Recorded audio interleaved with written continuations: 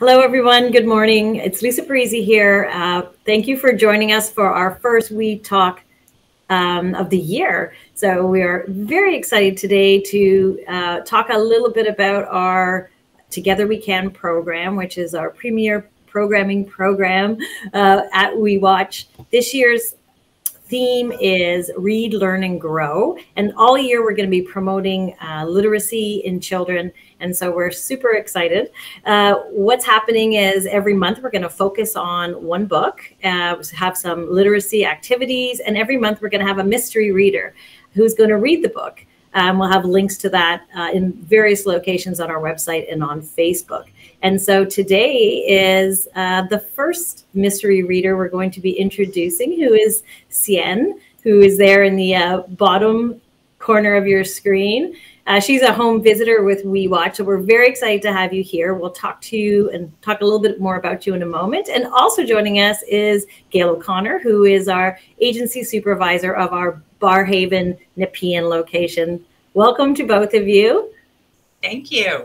Hello. So as I mentioned, our book this month for January is called Bringing in the New Year, and it's by Grace Lin. But Gail, before we get into our mystery reader and talking about the book in particular, let's talk a little bit about Together We Can and our theme for the year, which is literacy. I know you are a big supporter of literacy for children. Why is reading early and literacy an important skill for our early learners?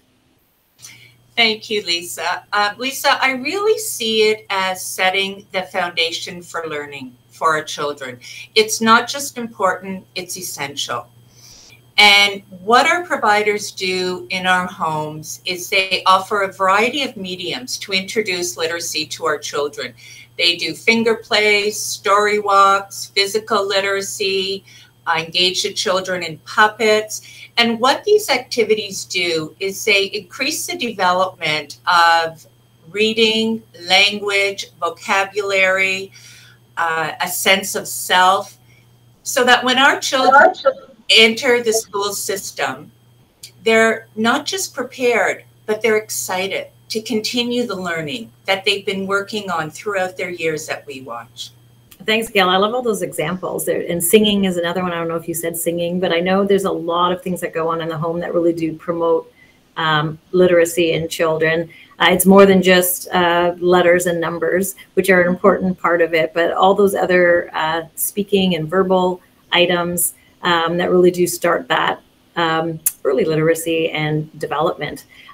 The one great thing, we learned last year in our Together We Can program. In January, we had a literacy focus, and we did a tower of books, and the children just loved it. And so that's what it really inspired this whole year's worth of really ensuring that children have a love of books and a love of learning. So let's continue and talk about our first book of the year, which again, as I mentioned, is called Bringing in the New Year by Grace Lin. It's a book about Lunar New Year or Chinese New Year. And when we were thinking about a mystery reader, we thought of Xian. She's been a home visitor at the Barrhaven Nepean office since 2015, so 6 years or so. And she's a Chinese Canadian. So she moved here from China when she was only 22 years old. So a brave soul to study and become a registered early childhood educator. And so we asked her to do a reading for us. And so Xian, thank you for doing that. But I wanted to talk to you a little bit about when you read the book, we sent it to you. How did it resonate with you, and what memories did it bring up of your childhood in China? Okay, thanks a lot, Lisa. I was smiling while flipping the pages of this book. Okay, because I used to do similar things, and I'm still doing them.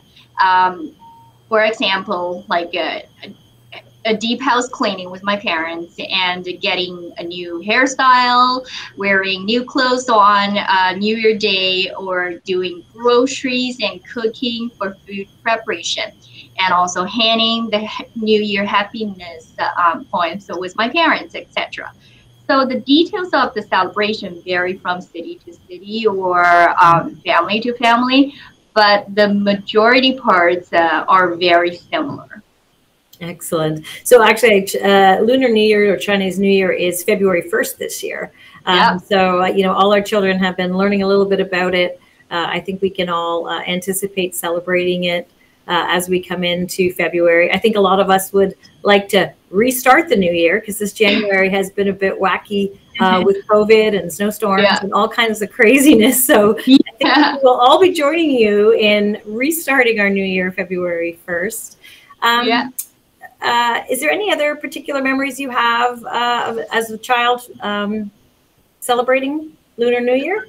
Yeah, well, I mean, I always loved preparing food with my parents for the New Year meals in advance. So I remember that my parents used to make meatballs, potato wedges, and fried tofu pieces.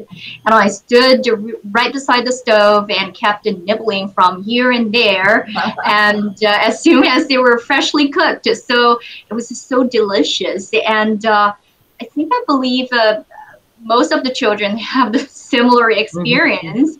And the smell and the taste left in my memory were the best comfort for me when I really miss my parents at home. And I call it the smell of home. Oh, so sweet.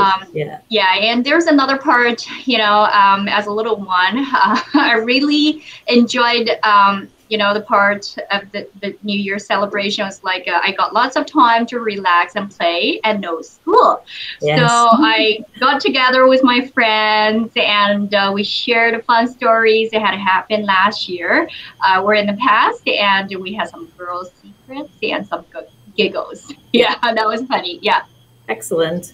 There's lots of imagery in the book, which is really, I think, exciting for kids and engaging for kids as well. That's part of the celebration. I think of the lanterns, the firecrackers, the lucky dragon, all these kind of symbols and items that they talk about in the book are really engaging for kids. In fact, on some of our we had some coloring pages in our programming as well, and there were some images of the kids on various people's Facebook pages or agencies' Facebook pages where they're coloring in the dragon and so on. So I think it's really something that the children are going to enjoy and engage with.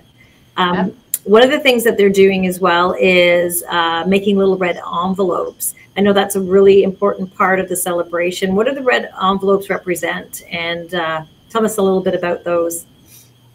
In our culture, Chinese red envelopes are presented as a gift that can be used in a variety of scenarios, like Lunar New Year celebration, or birthdays, or weddings, and even rewarding at work.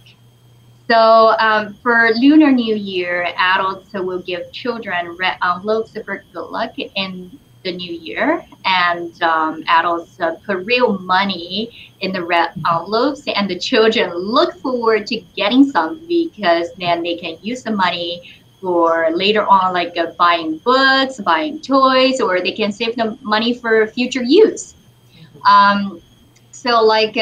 For me, take me as an example. When I visit my grandparents as a little kid years ago, I always wish them a happy new year as soon as I enter their home.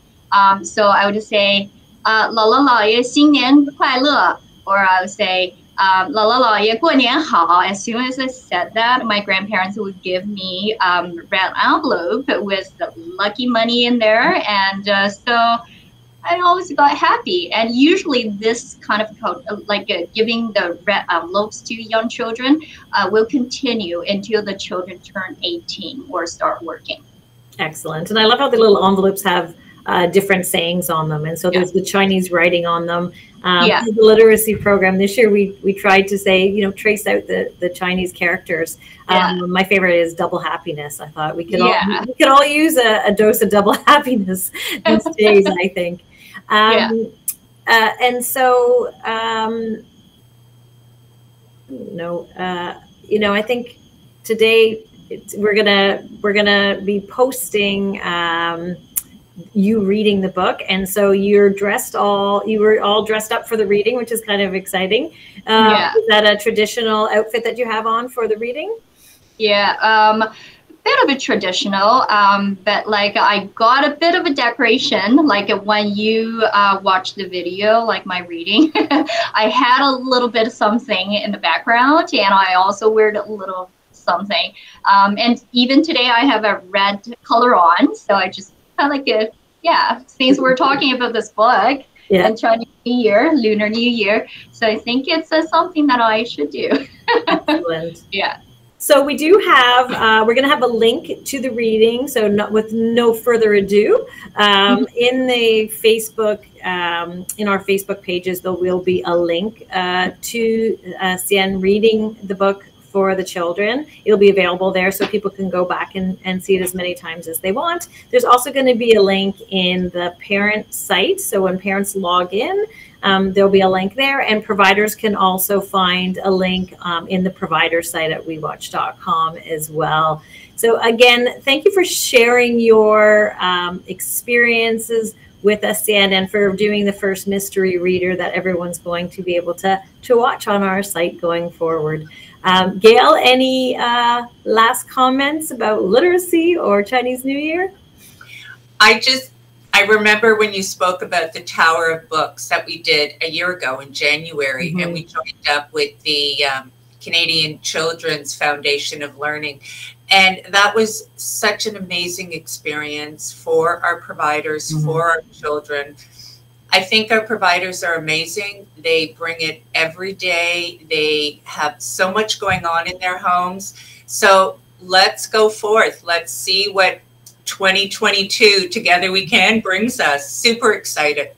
Excellent. Thank you, Gail. That was a great summary. We do want to really enjoy this whole year of books and building that love of learning with all our WeWatch children. So again, thank you everybody for joining us today. Click the link in our post and enjoy Xian reading Grace Lin's Bringing in the New Year. Thank you, everybody. And thank you. Bye. Bye.